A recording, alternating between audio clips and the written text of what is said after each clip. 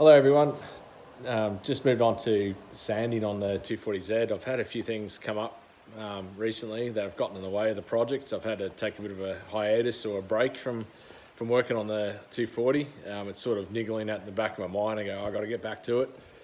But there's good things coming on the horizon. Anyways, I've started doing the old dreaded bog work on the car. It's not a fun thing to do, but you have to do it. Working on 240s or any old car in a restoration, bog work's something you got to do. But I've recently moved on to new products through a mate of mine. He's given me a bit of advice as far as sanding. Saves a lot of time. We moved to using 3M Cubitron 2 sandpaper, which is you apply it to the Velcro blocks or your sanding blocks, and it's quite easy. They've got little tear spots, and you just measure it to size on your sanding block and rip it and fit it. This sandpaper I'm finding is lasting 3 times as long as normal sandpaper. It doesn't clog, nowhere near as easy, and it saves a ton of time, and no one likes sanding forever. It's not a fun thing. And I've also just learnt recently that some cheap sandpapers actually have silicons in them, and you can get contaminants into your paint or bog work, which causes fish eyes. And you know, fish eyes in paint's not a good thing, and getting silicon out of paint or a surface on a car is not a fun job. You can be pulling your hair out and trying to get rid of it. Another thing I've been working with, and I've been working with for a long time, is Rage Gold. It's an older tin here, but it's probably the best sort of bog you can get on a budget. It's not too expensive. It's about $70-80 Australian for I think it's a 3 litre thing, 3 litre tub.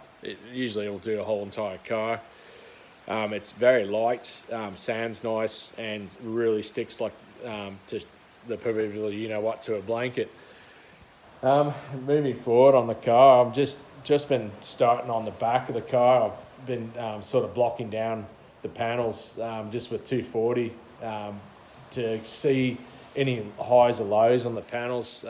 Pretty much at the back was the worst part of the car. It had a bit of rust and had a few hits and dings and whatnot. As you know, they're built back in the 70s, so anything is possible over time. It's gone through multiple owners.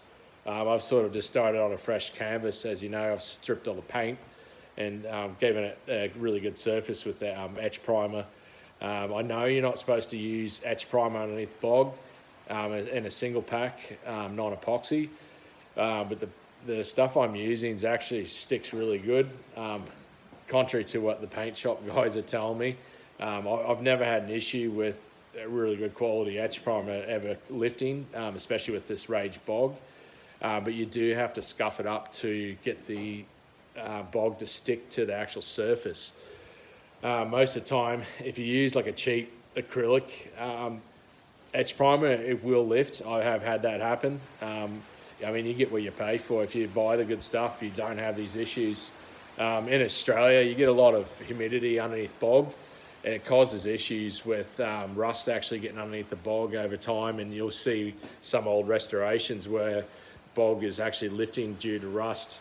In my experience, if you don't prime underneath bog, you will get this, and especially if you use like a Septone bog.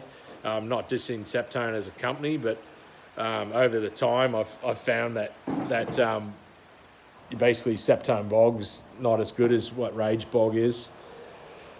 Yeah, in my experience, I'm no professional panel beater, but these are the things I've learnt over my time playing with cars. I've done quite a few cars now and know what works and doesn't work, and what's easiest and the most cheapest way to do it. Some people only say that you can only paint on epoxy.